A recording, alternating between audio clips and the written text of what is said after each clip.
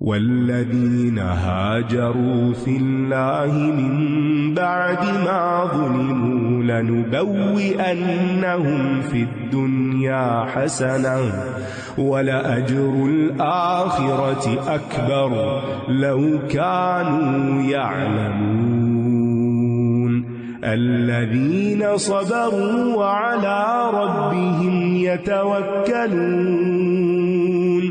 وما أرسلنا من قبلك إلا رجالا نوحي إليهم فاسألوا أهل الذكر إن كنتم لا تعلمون بالبينات والزبر وأنزلنا إليك الذكر لتبين للناس ما نزل إليهم ولعلهم يتفكرون أفأمن الذين مكروا السيئات أن يخسف الله بهم الأرض أو يأتيهم العذاب من حيث لا يشعرون أو يأخذهم في تقلبهم فما هم بمعجزين أو يأخذهم على تخوف فإن ربكم لرؤوف رحيم أولم يروا إلى ما خلق الله من شيء يتفيأ ظلاله عن اليمين والشمائل سجدا لله وهم داخرون ولله يسجد ما في السماوات وما في الأرض من دابة والملائكة وهم لا يستكبرون يخافون ربهم من فوقهم ويفعلون ما يؤمرون. اور جن لوگوں نے ظلم سہنے کے بعد اللہ کی راہ میں ہجرت کی، یقیناً ہم انہیں دنیا میں بھی اچھا ٹھکانہ دیں گے اور آخرت کا اجر یقیناً بہت بڑا ہے. کاش وہ جانتے ہوتے. یہاں ہجرت حبشہ کرنے والوں کا ذکر ہے. 80 کے قریب صحابہ کرام تھے جن پر قریش کی طرف سے مظالم ڈھائے جاتے تھے، اور وہ صبر کرتے، برداشت کرتے کرتے پھر بالآخر اللہ کے اذن سے اپنا گھر بار، مال جائیداد، عزیز و اقارب سب کچھ چھوڑ کر ہجرت کر گئے. وہ لوگ جنہوں نے صبر کیا اور اپنے رب ہی پر وہ توکل کرتے ہیں، صبر سے ہی کامیابی ہے، صبر سے ہی اجر ہے. اس لیے صبر مانگنا بھی چاہیے کہ اللہ تعالیٰ میں صبر کرنے والا بنا دے. اور جلد بازی صبر کے منافی ہے. معاف کرنے کی عادت یہ بھی صبر سے ہی تعلق رکھتی. جتنی بھی خیر خوبی ہے وہ صبر سے پھوٹتی ہے. اور دوسروں کی مصیبتوں کو دیکھ کر انسان کو صبر آ جاتا ہے کہ یہ مجھ سے بھی زیادہ تکلیف میں ہے. اور پھر یہ کہ یہ لوگ اللہ پر بھروسہ کرتے ہیں، اپنے پر نہیں، کیونکہ جو اپنے پہ بھروسہ کرتا ہے میں کر لوں گا، مجھے آتا ہے، وہ اکثر نہیں کر پاتا. کوشش آپ کی ہونی چاہیے لیکن بھروسہ اللہ پر. اور توکل کا مطلب ہوتا ہے کسی کی ذات پر اعتماد کرنا، یعنی اللہ پر ہمارا ٹرسٹ ہے، اعتماد ہے کہ اللہ میں عاجز ہوں، کمزور ہوں اور تو سب کچھ کر سکتا ہے. تو جو شخص یہ توکل رکھتا ہے اس کے دنیا اور آخرت کے سارے معاملات آسان ہو جاتے ہیں. اب یہ کہ علی ربہم یتوکلون، یعنی اپنے رب پر ہی وہ توکل کرتے ہیں، یعنی اس کے علاوہ کسی اور سے امیدیں نہیں رکھتے. اسی کی طرف رجوع کرتے ہیں اپنا مقصد پانے کے لیے، اسی کی طرف پناہ لیتے ہیں، اسی سے اپنی حاجتیں مانگتے ہیں، اسی سے امیدیں وابستہ کرتے ہیں، کیونکہ وہ جانتے ہیں کہ ہوتا وہی ہے جو اللہ چاہتا ہے. کوئی اس کا شریک نہیں، کوئی اس کے فیصلوں کو رد نہیں کر سکتا. تو انسان جب اللہ پہ بھروسہ کرتا ہے تو اس کے لیے بڑے سے بڑے غم ہلکے ہو جاتے ہیں، بڑی سے بڑی مشکلات آسان ہو جاتی ہیں. اور زندگی میں یہ بے چینی اور انگزائٹی، ان سب چیزوں کا علاج صبر میں ہے، توکل میں ہے. اور ہم نے آپ سے پہلے بھی مردوں کو ہی رسول بنا کر بھیجا جن کی طرف ہم وحی کرتے تھے، بس اگر تم نہیں جانتے تو اہل علم سے پوچھ لو. یعنی ان کا اعتراض تھا نا کہ پیغمبر بشر کیوں ہے، تو اس کا جواب دیا جا رہا ہے. بڑی خوبصورت آیت ہے، فَاسْأَلُوا أَهْلَ الذِّكْرِ إِن كُنتُمْ لَا تَعْلَمُونَ. یعنی نمبر 1، جس چیز کا علم نہ ہو علم والے سے پوچھ لو، علم حاصل کرو اس کے بارے میں. اور اگر علم ہے لیکن ادھورا ہے، کمال نہیں ہے اس میں، تو ماہرین سے سوال کرو، اہل الذکر سے، جو اس فیلڈ کا ایکسپرٹ ہے اس کو کنسلٹ کرو. اور اگر اللہ کے بارے میں جاننا ہے تو بھی فَاسْأَلْ بِهِ خَبِيرًا، جو اللہ کی پہچان رکھتا ہے نا اس سے پوچھو اللہ کون ہے. تو اچھا سوال، اچھی نیت، اچھا ارادہ یہ علم کا دروازہ کھول دیتا ہے. واضح دلائل اور صحیفوں کے ساتھ. اور ہم نے یہ ذکر آپ کی طرف اتارا تاکہ آپ لوگوں کو واضح کر دیں جو ان کی طرف نازل کیا گیا ہے، اور تاکہ وہ غور و فکر کریں. تو یہ ذکر کون سا ہے؟ قرآن. اللہ نے اس کو نازل کیا ہے. کس پر نازل کیا ہے؟ محمد صلی اللہ علیہ وسلم پر. کیوں نازل کیا ہے؟ تاکہ آپ ان کو ایکسپلین کریں کہ اللہ تعالیٰ تم سے کیا چاہتے ہیں. تو اس سے یہ پتہ چلتا ہے کہ صرف قرآن پڑھ لینے سے بات سمجھ نہیں آتی جب تک کہ وہ محمد صلی اللہ علیہ وسلم کی تفسیر کے ساتھ نہ پڑھی جائے. وہ کسی کتاب میں نہیں ہے لیکن آپ کی ساری زندگی کان خلق القرآن، آپ کی پوری زندگی، آپ کا اخلاق، آپ کا رہن سہن، چلن پھرن، سب کچھ قرآن تھا. وَلَعَلَّهُمْ يَتَفَكَّرُونَ. اور علم سے پھر معرفت آتی ہے، اگلے درجے میں غور و فکر نصیب ہوتا ہے. کیا پھر جنہوں نے بری چالیں چلی وہ اس سے بے خوف ہو گئے ہیں کہ اللہ انہیں زمین میں دھنسا دے، یا ان پر وہاں سے عذاب آ جائے جہاں سے انہیں وہم و گمان بھی نہ ہو، یا وہ ان کے چلتے پھرتے انہیں پکڑ لے تو یہ اللہ کو ہرگز عاجز کرنے والے نہیں ہیں، یا وہ انہیں خوف کی حالت میں پکڑ لے. لیکن تمہارا رب یقیناً بہت شفقت کرنے والا، نہایت رحم کرنے والا ہے. اس میں عذاب کی مختلف صورتیں بیان ہوئی، یعنی زمین سے یا آسمان سے. اور پھر اس کے آگے کئی قسمیں ہیں کہ زمین پہ زلزلہ آ جائے، یا آسمان سے شدید بارش یا اولے آ جائیں اور وہ ہر چیز کو تباہ کر کے رکھ دیں، یا زمین پر سمندروں کے اندر طغیانی آ جائے اور شہروں کے شہر ڈوب جائیں، یا پہاڑ جو گڑے ہوئے ہیں ان کے اندر سے آتش فشاں پھٹ پڑے.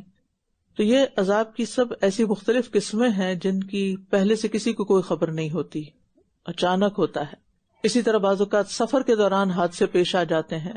اور تیسری قسم جو عذاب کی ہے، الا تخوف، یعنی ایسے لوگ جو جانتے ہی نہیں کہ وہ عذاب الہی کا شکار ہو چکے ہیں اور ہلاکت کے کنارے پہنچ چکے ہیں. تخوف میں خوف زدہ ہونا اور اس میں آہستہ آہستہ کم ہونے کا معنی بھی پایا جاتا ہے. یعنی یہ بھی عذابی کی ایک قسم ہوتی ہے، اور یہ ایک تکلیف دہ صورت ہوتی ہے جس میں انسان ایسے خوف کا شکار ہو جاتا ہے کہ نہ جیتا نہ مرتا ہے، گلتا چلا جاتا ہے.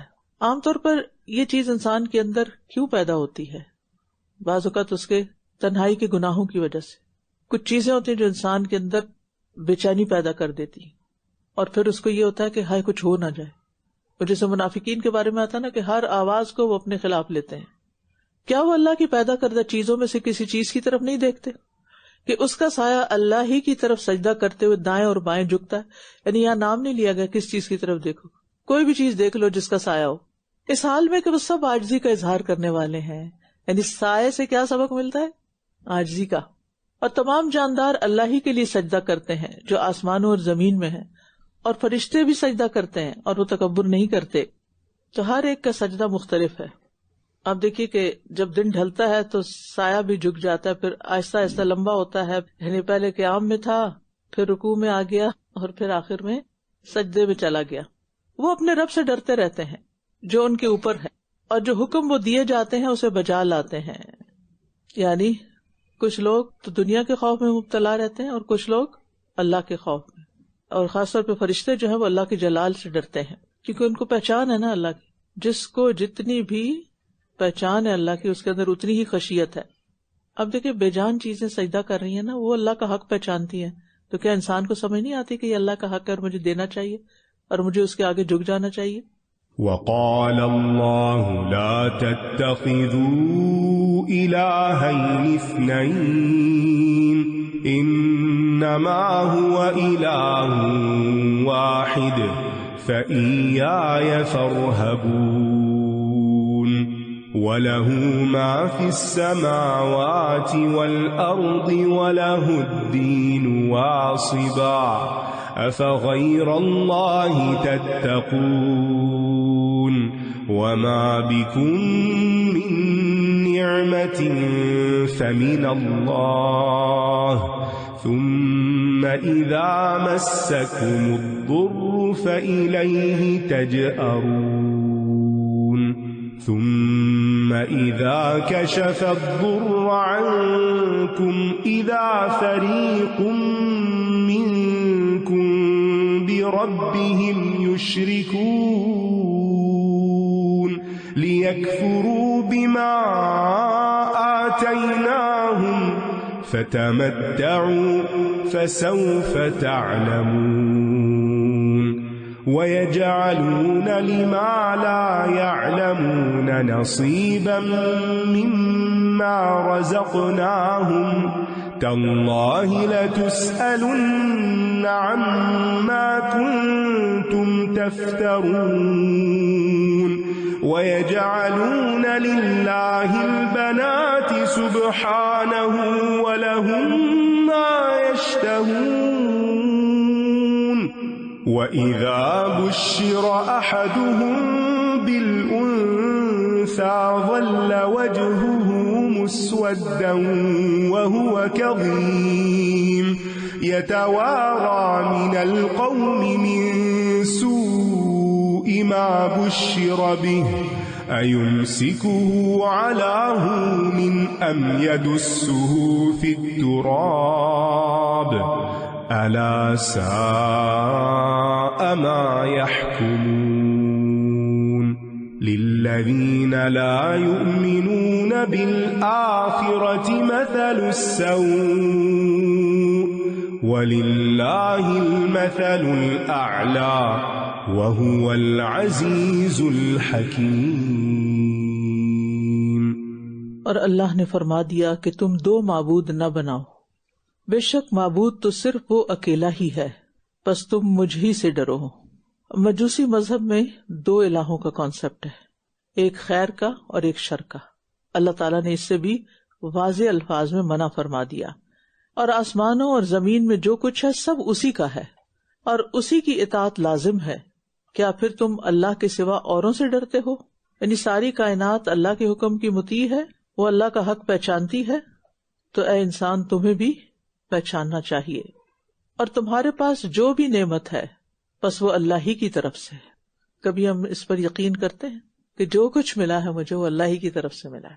ہم صرف جو ذریعہ ہوتا ہے نا، جس کے ذریعے ملتا ہے، بس ہم اسی کو اپریشیٹ کرتے رہتے ہیں۔ پھر جب تمہیں کوئی تکلیف پہنچتی ہے تو تم اسی سے فریاد کرتے ہو۔ تو بات یہ ہے کہ شکر ادا کرنا بھی ایک بہت بڑی نیکی ہے نا، اور نیکی کی توفیق ملنا بھی اللہ ہی کی طرف سے ہوتا ہے۔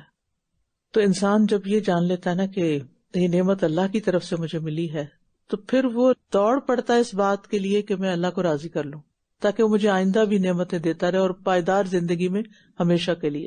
اور یہ جو یہاں پر آئے نا، تم اسی سے فریاد کرتے ہو، تجأرون، یہ ہوتا ہے مدد طلب کرنے کے لیے اونچی آواز نکالنا، گڑ گڑانا، اور یہ جنگلی جانوروں کے چیخنے چلانے کے لیے آتا ہے، جیسے شیر داڑے مثلاً۔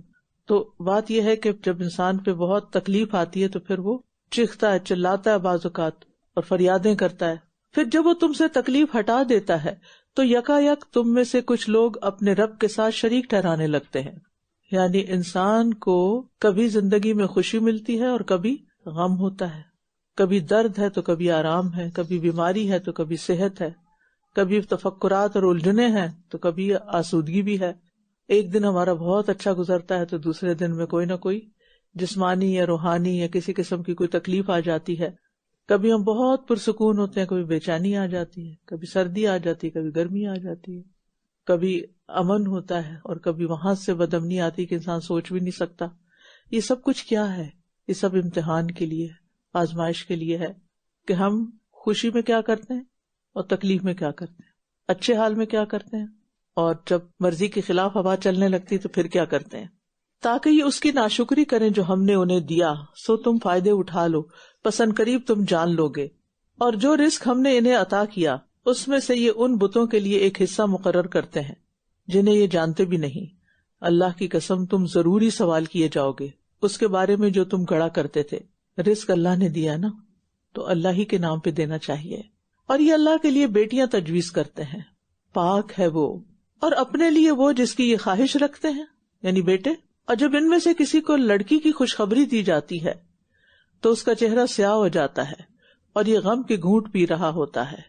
اس برائی کی وجہ سے جس کی یہ خبر دیا گیا اپنی قوم سے چھپتا پھرتا ہے، سوچتا ہے کیا اسے ذلت کے ساتھ رکھ لے یا اسے مٹی میں دبا دے. خبردار، کتنا برا فیصلہ ہے جو یہ کرتے ہیں. یہاں پر عرب جاہلیت کی کچھ باتوں پر تبصرہ کیا گیا ہے کہ ان کا عورت کے بارے میں کیا خیال تھا اور کیا رویہ تھا. اور آج بھی آپ دیکھیں کہ یہ جاہلیت لوگوں میں موجود ہے. جب بیٹی پیدا ہوتی ہے تو ان کا موڈ آف ہو جاتا ہے اور شکر ادا نہیں کرتے. تو مومن وہ ہے جو اللہ کی تقدیر پہ راضی رہتا ہے.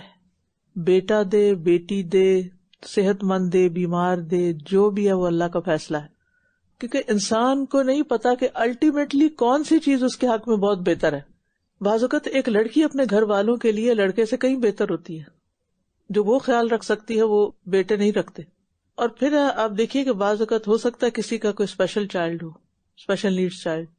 اب بظاہر تو بہت بھاری ذمہ داری ہے اور بہت تکلیف دہ بات ہے، لیکن انسان کو نہیں پتا کہ اس تکلیف سے گزر کر اس کے لیے کتنے بلند درجات ہیں اور کتنا بڑا اجر ہے.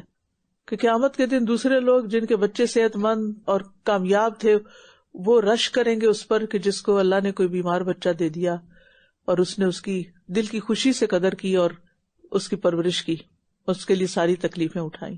تو انسان کو انجام سامنے رکھ کے چیزوں کا دیکھنا چاہیے، صرف یہ نہیں کہ اس وقت مجھے کیا ملا ہوا ہے اور یہ کیوں مل گیا ہے. جو لوگ آخرت پر ایمان نہیں رکھتے ان کے لیے بری مثال ہے اور اللہ کے لیے سب سے بلند مثال ہے اور وہ بہت زبردست خوب حکمت والا ہے. بری مثال کا مطلب یعنی نقص، کوتاہی، اور اعلیٰ مثال سے مراد یعنی سب سے بہترین صفت. اور اللہ تعالیٰ کی تو ہر صفت ہی اعلیٰ اور برتر ہے. اس کا علم وسیع ہے، اس کی قدرت لامتناہی ہے. استاذہ جی، یخافون ربهم من فوقہم والی جو آیت ہے نا، تو اس میں میں سوچ رہی تھی کہ جو خشیت ہے انسان کے اندر وہ بھی اللہ کی پہچان کے مطابق ہی آتی ہے. تو اس کا مطلب یہ ہے کہ ہمیں اپنے اندر علم کے ساتھ اللہ تعالیٰ کی پہچان کو اور زیادہ کرنا ہے اگر ہم خشیت زیادہ چاہتے ہیں اپنے اندر اللہ تعالیٰ کی. اور علم والوں کی تو پہچان ہی خشیت ہے. جس کے اندر خشیت نہیں ہے نا تو وہ علم والا نہیں، اس نے بس پھر گدھے کی طرح کتابیں اپنے اوپر لادی ہوئی ہیں. وَلَوْ يُؤَاخِذُ اللَّهُ النَّاسَ بِظُلْمِهِمْ مَا تَرَكَ عَلَيْهَا مِن دَابَّةٍ وَلَكِن يُؤَخِّرُهُمْ إِلَىٰ أَجَلٍ مُّسَمًّى فَإِذَا جَاءَ أَجَلُهُمْ لَا يَسْتَأْخِرُونَ سَاعَةً وَلَا يَسْتَقْدِمُونَ وَيَجْعَلُونَ لِلَّهِ مَا يَكْرَهُونَ وَتَصِفُ أَلْسِنَتُهُمُ الْكَذِبَ أَنَّ لَهُمُ الْحُسْنَى لَا جَرَمَ أَنَّ لَهُمُ النَّارَ وَأَنَّهُمْ مُفْرَطُونَ تَاللَّهِ لَقَدْ أَرْسَلْنَا إِلَىٰ أُمَمٍ مِّن قَبْلِكَ فَزَيَّنَ لَهُمُ الشَّيْطَانُ أَعْمَالَهُمْ فَهُوَ وَلِيُّهُمُ الْيَوْمَ وَلَهُمْ عَذَابٌ أَلِيمٌ. وَمَا أَنزَلْنَا عَلَيْكَ الْكِتَابَ إِلَّا لِتُبَيِّنَ لَهُمُ الَّذِي اخْتَلَفُوا فِيهِ وَهُدًى وَرَحْمَةً لِقَوْمٍ يُؤْمِنُونَ. وَاللَّهُ أَنزَلَ مِنَ السَّمَاءِ مَاءً فَأَحْيَا بِهِ الْأَرْضَ بَعْدَ مَوْتِهَا إِنَّ فِي ذَلِكَ لَآيَةً لِقَوْمٍ يَسْمَعُونَ. اور اگر اللہ لوگوں کو ظلم کی وجہ سے ان کو پکڑنے لگے تو اس زمین پر کوئی جاندار نہ چھوڑے، لیکن وہ انہیں ایک مقرر مدت تک کے لیے مہلت دے رہا ہے. پھر جب ان کا مقررہ وقت آ جاتا ہے تو یہ ایک گھڑی نہ پیچھے رہ سکتے ہیں اور نہ آگے بڑھ سکتے ہیں. مہلت ملنے سے دھوکہ نہیں کھانا چاہیے، کیونکہ مہلت کا ایک وقت ہے. اور انسان دھوکہ کیسے کھا جاتے ہیں کہ شاید یہ جیسے سب چل رہا ہے ایسے ہی ہمیشہ چلتا رہے گا، لیکن حالات بدل جاتے ہیں. اور یہ اللہ کی حکمت ہوتی ہے کہ انسان کو اللہ سبحانہ وتعالیٰ گناہوں کے باوجود ڈھیل دیے ہوئے ہوتا ہے تاکہ وہ توبہ کر لے، یا پھر اگر توبہ نہیں کرتا تو اس کے خلاف ایسی حجت قائم ہو کہ اس کے اوپر جو عذاب آئے وہ ایک طرح سے جسٹیفائڈ ہو۔ اس کے علاوہ یہ ہے کہ موت کا خوف ہر ایک کے اندر ہے، اور شیطان بعض اوقات انسان کے سر پہ موت کا خوف سوار کر دیتا ہے، بس تم نے مر جانا ہے، اب کچھ نہ کرو، مر جانا ہے، مر جانا ہے، ہر کام پیچھے، مایوسی کی حد تک کہ فائدہ ہی کچھ نہیں کچھ کرنے کا، مرنا تو ہے۔ تو اس وقت یہ آیت یاد رکھنی چاہیے کہ فَإِذَا جَاءَ أَجَلُهُمْ لَا يَسْتَأْخِرُونَ سَاعَةً وَلَا يَسْتَقْدِمُونَ، موت کا وقت مقرر ہے، جب آنی ہے نا جب ہی آنی ہے، تو اس لیے اس پر پریشان ہونے کی ضرورت نہیں ہے، تیاری کرنے کی ضرورت ہے۔ اور یہ اللہ کے لیے وہ تجویز کرتے ہیں جس کو یہ خود ناپسند کرتے ہیں، اور ان کی زبانیں جھوٹ بیان کرتی ہیں کہ ان کے لیے بھلائی ہے، کوئی شک نہیں کہ ان کے لیے آگ ہے، اور بے شک یہ اس میں سب سے پہلے پہنچائے جانے والے ہیں۔ اللہ کی قسم، یقیناً ہم نے آپ سے پہلے بہت سی قوموں کی طرف رسولوں کو بھیجا، مگر شیطان نے ان کے اعمال کو ان کے لیے خوبصورت بنا دیا، بس وہی آج بھی ان کا دوست ہے اور ان کے لیے دردناک عذاب ہے۔ اور ہم نے آپ پر یہ کتاب اس لیے نازل کی ہے تاکہ آپ ان کے لیے ہر وہ چیز واضح کر دیں جس میں انہوں نے اختلاف کیا ہے، اور یہ ہدایت اور رحمت ہے ان لوگوں کے لیے جو ایمان لاتے ہیں۔ یعنی قرآن مجید اختلافات کو حل کرنے، لوگوں کو متحد کرنے اور دلوں کی اصلاح کرنے کے لیے کافی ہے۔ 3 چیزیں ہیں اس میں، لیکن یہ اختلافات کب ختم ہوتے ہیں؟ جب انسان قرآن پر غور و فکر کرتا ہے، اس کی ڈیپتھ میں جاتا ہے، اس سے تربیت حاصل کرتا ہے۔ اور قرآن کا سب سے اہم مقصد کیا ہے؟ جہالت کا خاتمہ، ہدایت، رہنمائی، روشنی۔ اور اللہ نے آسمان سے پانی اتارا، پھر اس کے ساتھ زمین کو اس کی موت کے بعد زندہ کر دیا، یقیناً ان لوگوں کے لیے اس میں نشانی ہے جو سنتے ہیں۔